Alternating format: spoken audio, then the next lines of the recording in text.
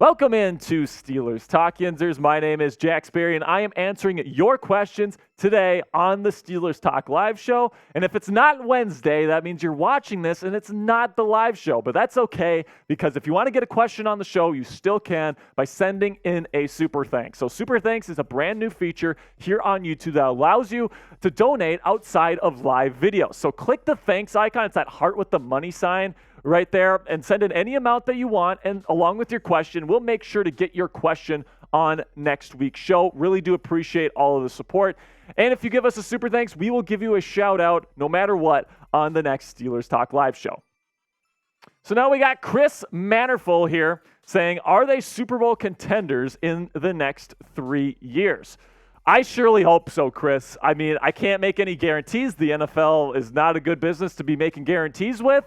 But hey, man, Kenny Pickett, if he develops nicely here, and this defense is as good as I think it's going to be in 2023, and the reports out of camp are that Najee Harris and Jaylen Warren are lighting it up, and if that continues, I am super excited to see what this Steelers team can do. It really does depend on Matt Canada and Kenny Pickett, at least for the time being. If those two don't work out, you're probably going to have to get another quarterback, and it's going to be back to square one in terms of the quarterback position. So I'm looking at that, and I'm saying, hey, let's get this done.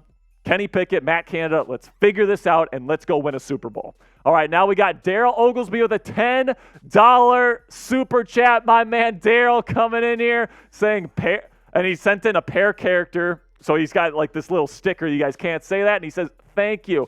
Thank you, Daryl, man. You are the best, Daryl. Okay, sounds good. So we got Brian Love coming in with a $10 super chat. Put the Steelers Talk Gold Club sticker on him. Please, Jeremy. He is a Steelers Talk Gold Club member. Put some respect on his name. And Brian asks, I think because Jaylen Warren put on 10 to 15 pounds since last season is the reason they didn't look for another power running back. He's already in the house. What do you think? It's definitely possible, man. Like, Jaylen Warren is somebody that I'm really excited to see this year. Apparently, his agility is off the charts despite adding 10 to 15 pounds. I think that he's going to be an awesome running back in this league, a great number 2 option alongside Najee Harris in the Steelers' run game. I think it's going to be straight up nasty this year, and I cannot wait to see what this Steelers' run game looks like. Personally, I think it's going to be the identity of this team moving forward. That run game, the bruising run game, mixed with the awesome elite defense, which is what I think it's going to be in 2023. I'm really excited about the Steelers in 2023, my man. I'm really excited to get things going with Brian Love. We got another one here from Derek Chance, who says, which player would you be targeting to fill the final roster spot? Personally, I would probably be targeting DeAndre Hopkins, maybe, but more realistically, I'm thinking Isaiah Simmons for a late round pick. Right now, the projections are the Steelers might be interested in a guy like Isaiah Simmons, an inside linebacker, a versatile chess piece for Mike Tomlin to use on defense. He loves those versatile chess pieces to disguise coverages, kind of confuse opposing offenses. That's why he loves Minkah Fitzpatrick. That's why he loves Patrick Peterson, who's going to be playing more of a nickel star role this year. I think that adding another chess piece like that in Isaiah Simmons would be awesome. Not willing to give up more than a 6th-round pick for him. So, if the Cardinals want more than that, whatever. But that's who I would go target if I were the Steelers. So name a free agent you want the Steelers to sign. Is it maybe Kareem Hunt, Ezekiel Elliott, DeAndre Hopkins? Let me know what your name is down in the comment section. Give me a name of a free agent you want the Steelers to sign, and this will be the pinned comment on today's show. So whenever you get an ad break here, do me a favor, find that pinned comment at the top of the comment section and answer today's question. So now we got a question from DJ KJ here saying, how long do you give Matt Canada to prove himself before you cut him? Well, it kind of depends. Like, if the Steelers get out to an 0-4 start or something ridiculous like that, you gotta let him go and try to find somebody else that can get something going on offense. Because if Matt Canada can't make this work with the revamped offensive line, with Kenny Pickett in his second year, with a good bunch of weapons at his disposal, he's not an NFL offensive coordinator, point blank, period. So it kind of depends on how the beginning of the season goes. If it's a rocky start, I might be cutting him loose. But if plain simply, if the Steelers don't make the playoffs, period, in 2023, I am firing Matt Canada, his contract expires this year, so I just wouldn't be renewing his contract. But plain and simply, he is not the Steelers offensive coordinator in 2024 if the Steelers do not make the playoffs. Then we got a question from Nothing, my favorite guy here, Nothing with the black screen. It says, do you think the Steelers will make it out of the wild card?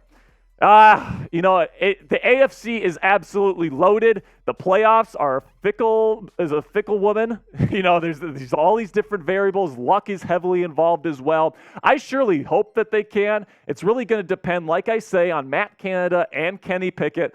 Can they figure it out? Because if they can, you got the elite defense and the solid run game that can really solidify this team as a really, really big threat in the AFC. But there are a lot of really good teams in this conference and in the AFC North division. So a bad offensive coordinator and a bad quarterback could definitely be enough to put the Steelers in the cellar if both of them are that bad.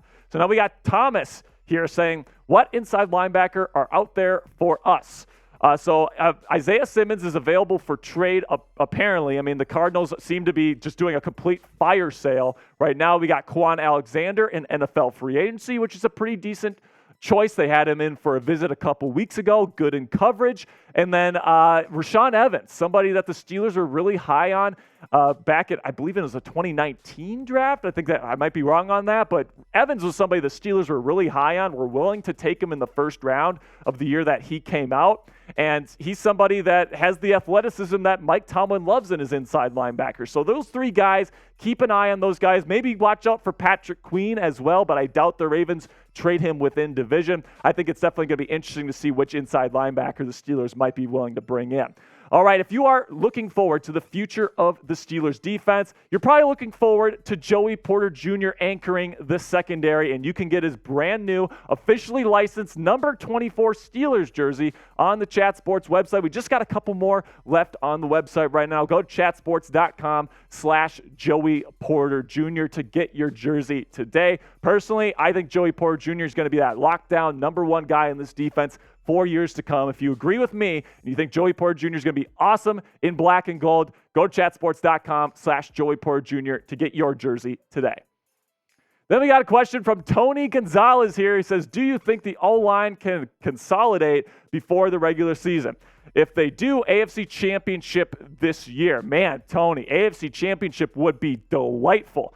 I'd be interested to see who you think they would lose to in the AFC Championship. But, man, I do think the offensive line is going to be pretty darn good this year. You're bringing back a lot of pieces, okay? You still got Chukwuma Okorafor, you still got James Daniels, and you still have Mason Cole as your presumptive starters. Now, that left side, it's going to take a little bit of getting used to with assuming Broderick Jones plays left tackle. It's going to be a rookie alongside a new free agent veteran there in Isaac Seumalo. I think both of those guys are massively talented players, so I think they can consolidate in time here and kind of build that chemistry, especially as the season moves on.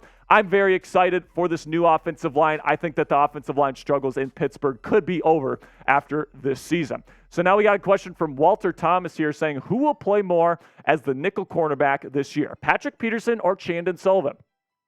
So I think initially, especially if Joey Porter Jr. isn't playing early on, it's going to be Chandon Sullivan because you need Patrick Peterson and Levi Wallace on the outside if you're not planning on playing Joey Porter Jr. right away. But I think especially as the season goes on and Joey Porter Jr., they get more comfortable playing him in games and all this different stuff and injuries happen, I think Patrick Peterson is going to morph into more of like a nickel star role that you see with like Jalen Ramsey in the Rams defense or Brian Branch in the Alabama defense. Somebody that's kind of a roamer from the nickel spot to just kind of just go F stuff up. And I think that Patrick Peterson, although he hasn't played that kind of role in his career, he's been solely an outside cornerback throughout his entire playing career. I think he's got the instincts to play that nickel star safety hybrid type of role that Mike Tomlin would have him do. He's been talking all offseason about Tomlin wants to move him all over the defense. I think that's very exciting. And with Joey Porter Jr. waiting in the wings and Levi Wallace being a very, very solid number 2 cornerback, I think you can have Porter and Wallace on the outside and Peterson as your nickel.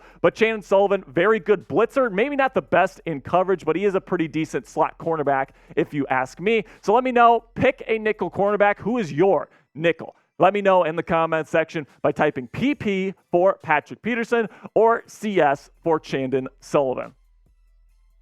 Now we got a question from Caleb Ebel here saying, what are the odds we sign D-Hop? If you want me to give you maybe less than 5%, okay? I think that they really like DeAndre Hopkins. I think they really like Deontay Johnson, I should say. George Pickens as well. You have Calvin Austin III that's apparently lighting it up in camp. You traded for Allen Robinson, who they clearly like a lot. I think they're good with the wide receivers that they got in the building. Personally, I think you can never have too many good wide receivers, and you have the cap space, so I wouldn't mind a move going out and getting D-Hop, but does D-Hop really want to come play for Kenny Pickett, who's not necessarily a proven guy? Not too sure on that. I'm just not sure if this is a fit made in heaven here for either D-Hop or the Steelers, so I don't think it ends up happening. Then you got Young Noticeable 25 here saying, are you worried about D-Hop going to a divisional rival and making the Ratbirds or Bungles a three-headed monster? And the Browns are actually interested in him as well. And I would be like, I don't think the Bengals are going to go get DeAndre Hopkins, okay? First of all, they don't have the cap space. Second of all, they're about to pay Joe Burrow and Jamar Chase, so they don't want to be paying D-Hop, all these different things. I think it's more likely going to be either the Ratbirds, okay, the Ravens, or the Browns, who have Amari Cooper right now, but they don't really have a true solid number 2 option. And, man, that would be tough to stop if they have both of those on their offense, man. I'm very afraid that D-Hop goes somewhere in the AFC North because he's a really good player. In my opinion, he's still a number 1 guy on most NFL teams. And if he goes to an AFC North rival, that sucks. So, I mean, if the Steelers just sign D-Hop so he doesn't go to the Ravens or Browns, that's all the better to me, man. Then we got Henry Davids here saying, top 5 wide receivers in the AFC North. Pickens has to be in the top 3. So I think there's a real chance he gets into the top 3 there this year, but right now, you look at where it's at right now. Jamar Chase is by far number 1 in my opinion. Okay, that's just an objective fact in my opinion. Number 2, T. Higgins, Amari Cooper, it's pretty close there.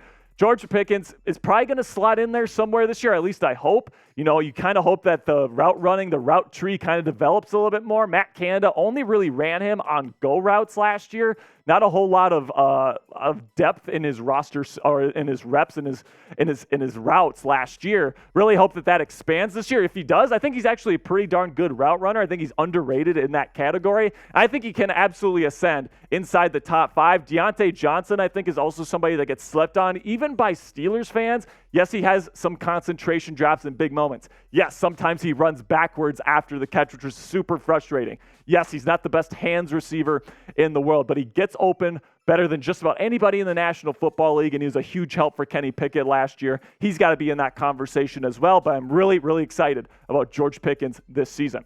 All right, guys, that's going to be it for today's show, man. Really do appreciate everybody that sent in questions. Again, if you want to get a question on next week's show, send in a super thanks. We'll make sure to get your question on there. And also make sure to subscribe and turn on your notifications so you always know when we put out our free videos here on YouTube.